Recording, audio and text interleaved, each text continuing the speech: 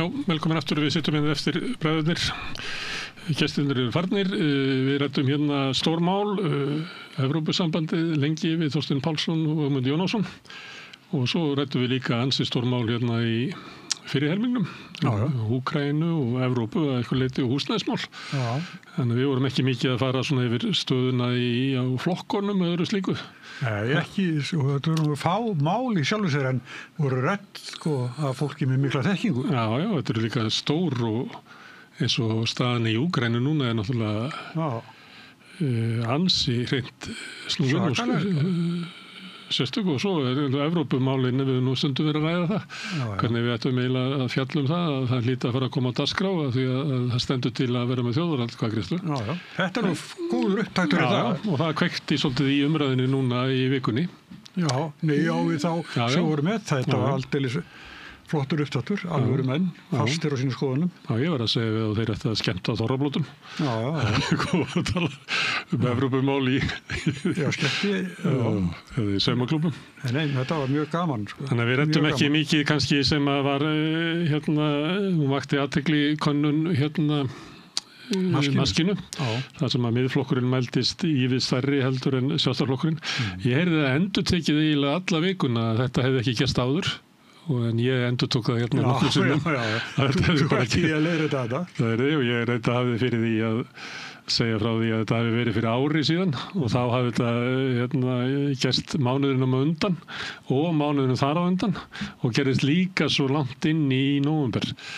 Þannig að þetta var eiginlega 3,5 mánuð í fyrra var þetta ástandið að miðflokkurinn mældist hærri heldur en Sjálfstæðisflokkurinn. Hjá maskínu.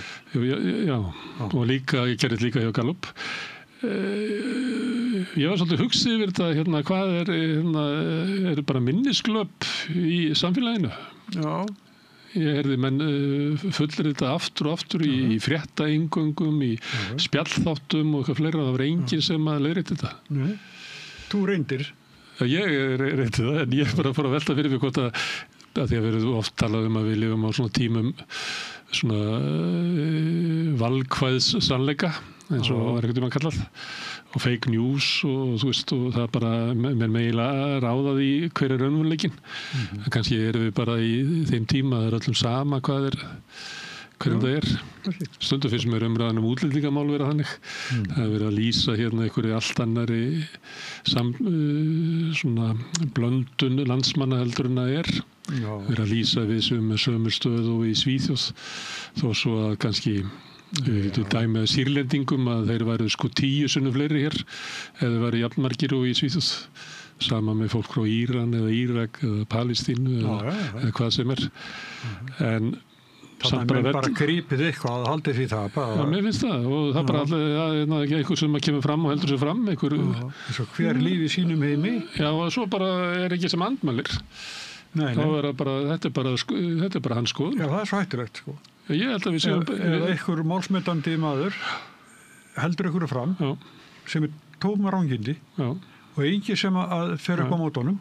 Það má bara halda því fram. Að það bara þróast það. Já, ég held að við séum þetta. Já.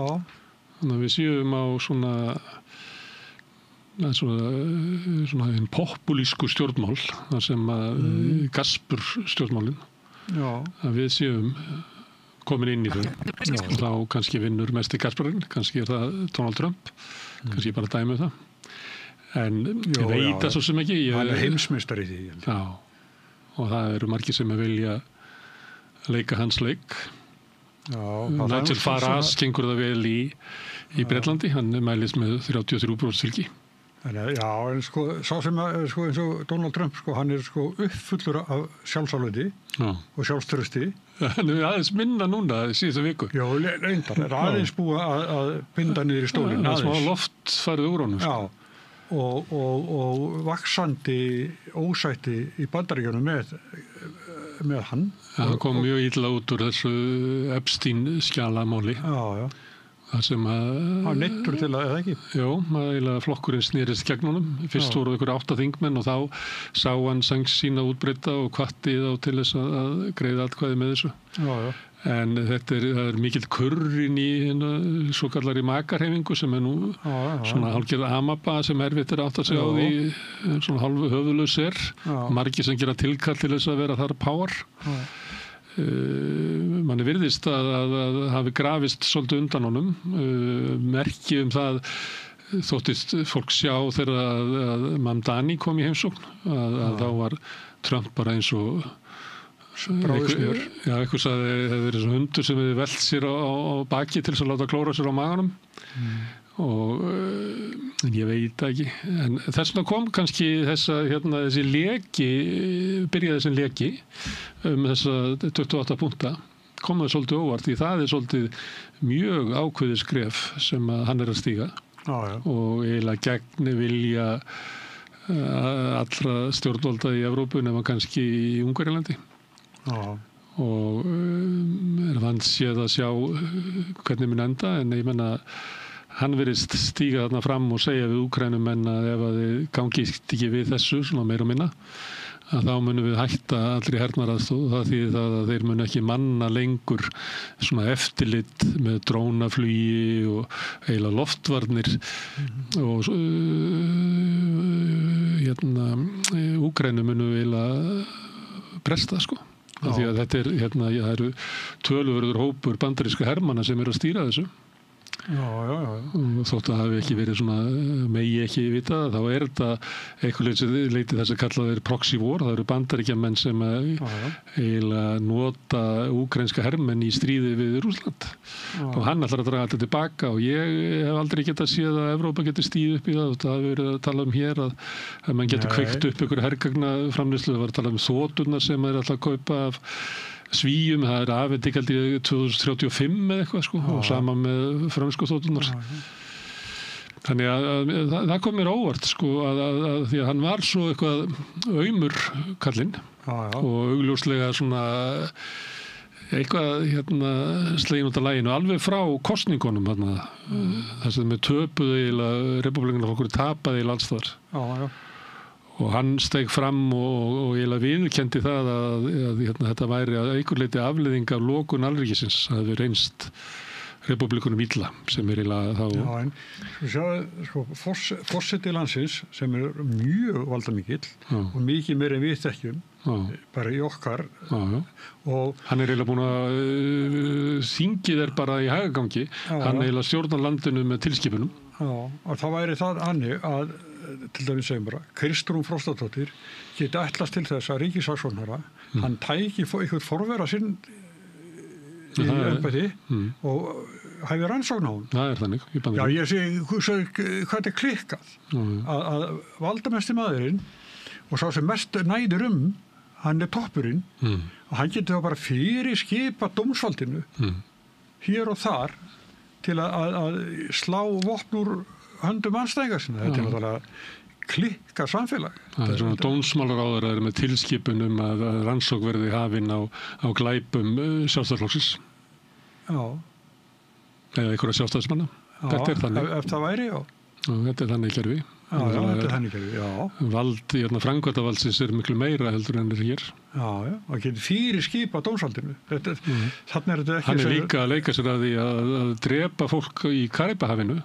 Skjóta þar einhverja báta bara í tölvuleik ég náði 3 bátum, eitthvað svona sko og svo þegar hann segir að þegar þingmenn demokrata stíga fram allir fyrirverandi hermenn held ég sá myndband það sem þau koma fram og eru eiginlega að benda bandarískum hermennum á að þeim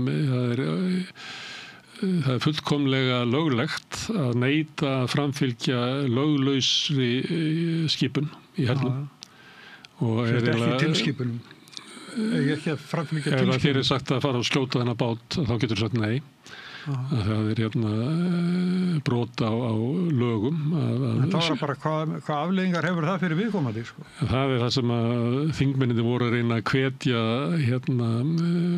hermenn til þess að hugsa og kannski frekar yfirmennina sem að stýra þessu en þá kom Trump fram og sagði að kæra þessa menn fyrir landráð það sem hefur verið að fara gegn vilja æðsta yfirmanns hersins og forseti Bandaríkjanna líka æðsti yfirmanns hersins maður er rétt að þú segir það og það ætti bara að hengja þá.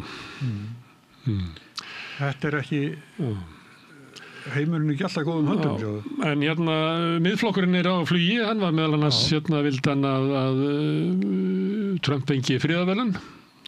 Sigmundur vildi að við myndum bjóða Trump hingað og svona ráðum okkar með honum hvernig verið framtíð Íslands. Heldur að ánægja Íslendinga með Trump sé svo mikil að það sé hluti af fylgisaukningu Miðflokksins, ást og Trump? Ég ekki dómbar að það, en það eru fólk sem mjög eindregið sammála Trump, sko. Reistur Morgunblaðsins til dæmis? Ja, til dæmis. Hann reynlega með bara málgagn á Íslandi. Og þannig ég veit ekki, sko, það nei, ég veit ekki. Það var Franco, það var 50 ár síðan hann dó í vikunni og þá tók ég í fréttatímanum okkar í könnun sem að El País hafði gert þar sem að almenningur á Spáni var spurður hvort finnst þér duga betur lýðræði eða svona alræði svona í tilefni af því að vera 50 ár síðan að Franco tíminn leiðundur lok og það var nú held ég 17% sem að völdu alræði og svona nærri í svona 3/4 sem að völdu lýðræði en meðal yngra fólks að þá var bara 2/3 sem að völdu lýðræði en 25% völdu alræðið. Þannig að svona kannski full gróft að segja að Trump sé alræði sinni en hann svolítið valdboð sinni, hann sækir svona afl í það að þjóðin hafi valið sig til að taka ákvarðanir og hann getur tekið ákvarðanir það hverjum stemt eða hver drepinn og hann telur að hann hafi eiginlega valdið. Að það jafnvel fólk á Spáni að yngri kynslóðum þar svona 1 af hverjum 4 á því að það var eiginlega betra. Þeir eru búin að gefast upp á lýðræðinu. Já, þetta ekki gott, sko. Nei. Og ég veist það sé, ég veit ekki, kannski þetta svipað víðar annars staðar. Það voru Ítalir kusu Meloni sem í flokki sem að má svona rekja til fasistaflokks sem að Mussolini stofnaði eftir að Þjóðverjar fóru frá Ítalíu. Þannig að það ekki svona gamli flokkurinn, það má rekja það. Ég veit það ekki. Það Alternative for Deutschland vill eiginlega breyta stjórnarskrá Þýskalands til þess að sé hægt að beita svona ómannúðlegri aðgerðum. Það njóti ekki allir sama réttar, að innflytjendur hafi ekki sömu mannréttindi og aðrir. Þannig að kannski þessi hugsun komin til Íslands, ég veit ekki. En hvernig meitur þú af hverju miðflokkurinn að eflast? Það bara vegna þess að Sjálfstæðisflokkurinn svo aumur? Já, Sjálfstæðisflokkurinn aumur og þessi forystu skipti þar hafa eitthvað mistekist. En svo held ég líka að þeir voru með flokksþingið eða hvað heitir og eitthvað varaformaður sem var mjög áberandi, mælskur Snorri.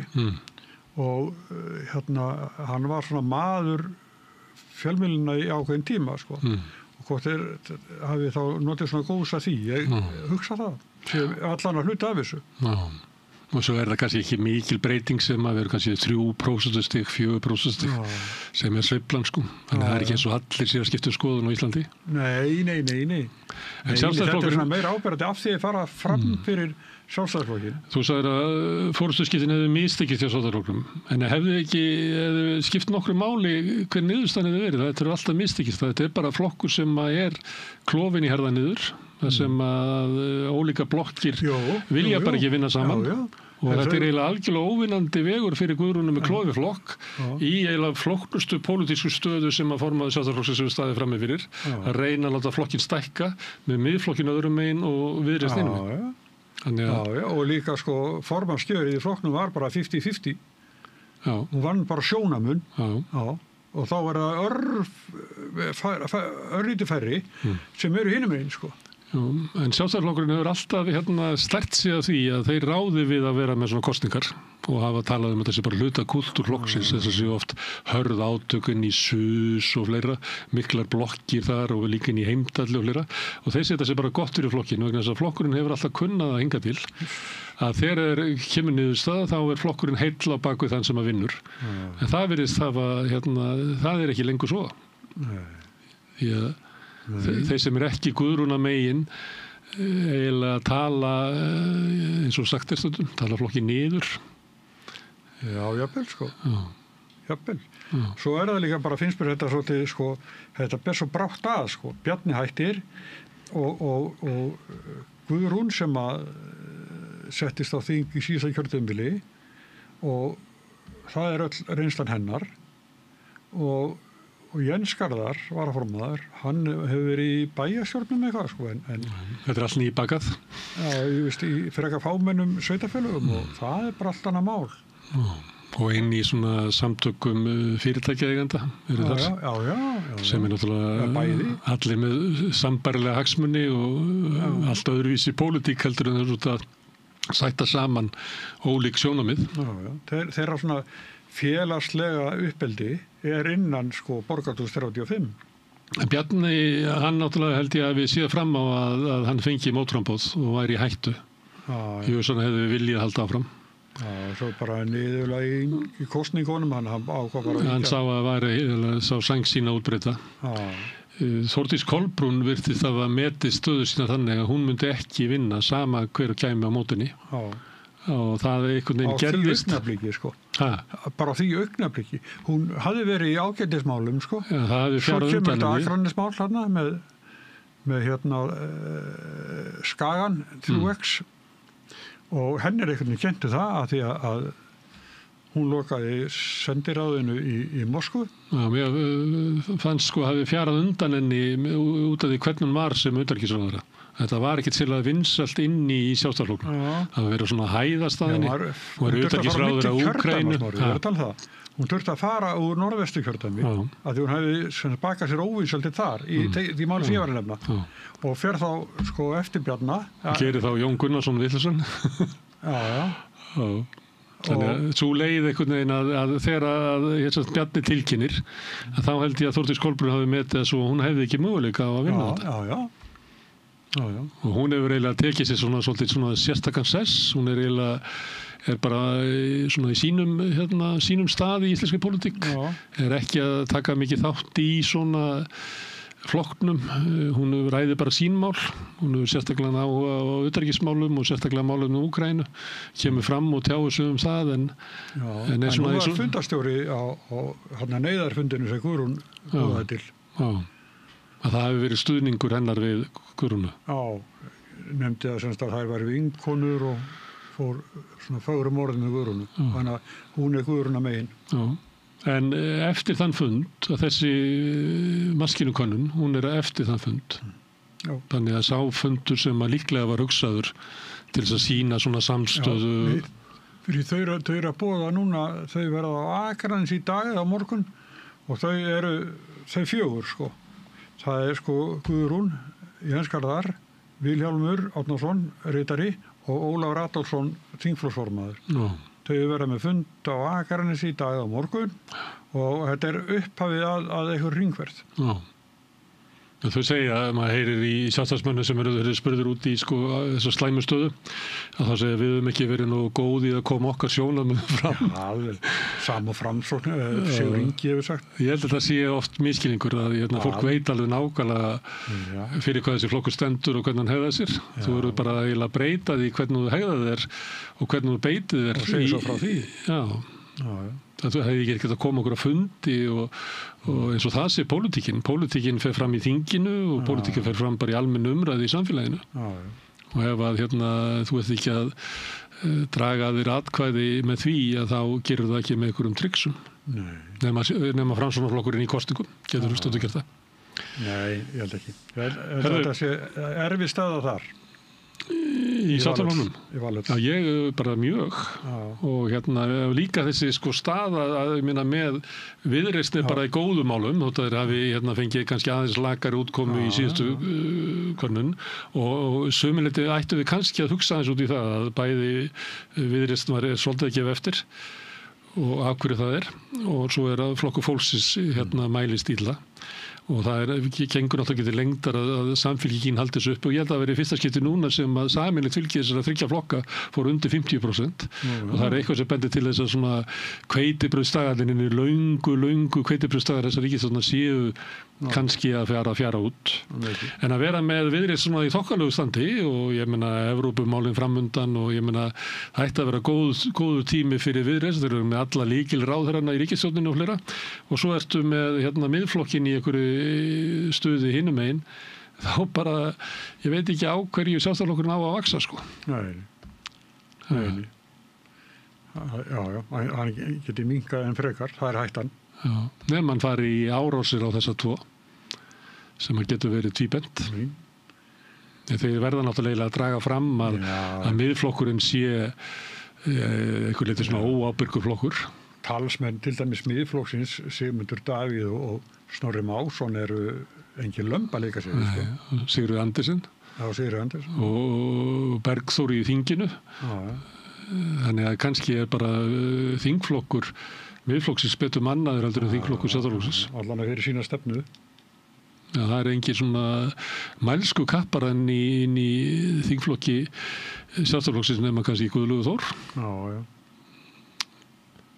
Já. Herðu, við leysum ekki vanda nágrann okkar í götunni sem eru að flytja, ég veit ekki hvert þið fara allir, það var ekki í Kópavoginn. Já, það Framsóknar flutt í Kópavoginn. Já, ég held að Sjálfstæðisflokkurinn afskrifir Reykjavík og ákveði að verja sig í kraganum. Eða í Garðabæn. Náður ekki meirihlutunum í borginni, það ákveðið þetta fyrir. Ég held að það sé alveg borið von sko. Ég var alltaf hissa þegar Sjálfstæðismenn tala eins og það sé raunverulega í boði sko. Þú sagði það á þessu fundi. Ég hef ekki nokkra trú. Hefur þú trúið því? Nei. Ég held að það séu bara... Ég horfði bara á þess formann Sjálfstæðisflokksins á að trúið því. Ég held að það séu heppin eða ná bara svona 27-28% atkvæðir ekki ekki. Herðu, en við skulum slá botnin í þetta. Það voru góðu gestir sem fengum enga líflegar umræður. Þakka Pétri Fjellsteð fyrir að taka upp og senda út en ykkur þakka MS sem hafi verið að hlusta og horfa þegar við byggt upp dreifikerfi samstöðunar bara með því að segja vinum og vandamönnum frá efni sem þið hafi séð hér og heyrt og þá finnur fólk okkur á Facebook og YouTube, við erum í útvarpinu á Stórhöfuðborgarsvæðinu á 89,1 á FM en það má líka segja þar útasendingar á spilarinn bæði á netinu, spilarinn.is og við spilarinn líka app sem má mann hlaða niður í síman og hlusta á samstöðun og allar íslenskar útvarpsstöðvar, hvað sem í heiminum það sem net á annað borð, við erum komin í sjónvarpið til þeirra sem svo heppin að skipta við fjarskiptafyrirtæki Síman, þar erum við með 5 á fjarstýringunum, við líka komin í kabelkerfin suður með sjó, kannski, ég veit það ekki munu önnur fjarskiptafyrirtæki bjóða sínum viðskiptunum upp á efni frá samstöðunni sem er 24 tíma sólarhring, 7 daga vikunnar, allan ásins hring, samfélagsumræða í þessu þætti, rauðaborðinu og öðrum þáttum samstöðunar. Það sem að knýr samstöðuna áfram er sá hluti áhorfenda og áhærenda sem hafa gerst áskrifendur. Það fólk sem að telur að fjölmiðlun og kannski samstöðun sérstaklega sem mikilvæg í samfélaginu að hafa þennan umræðu vettvang sem hér er og vaxandi fréttavettvang. Ef að þú vilt slást í þann hóp velunnara samstöðunar þá getur þú farið inn á samstöðun.is, það hnappur sem ástendur áskrift, það getur þú skráðið fyrir grunnáskriftinni sem er 2.750 krónur á mánuði. Þú mátt borga meira þú vilt og því sem kjósið getur látið áskriftina renna sem félagsgjöldin í Alþýðufélagið en það er einmitt Alþýðufélagið sem á og rekur samstöðuna.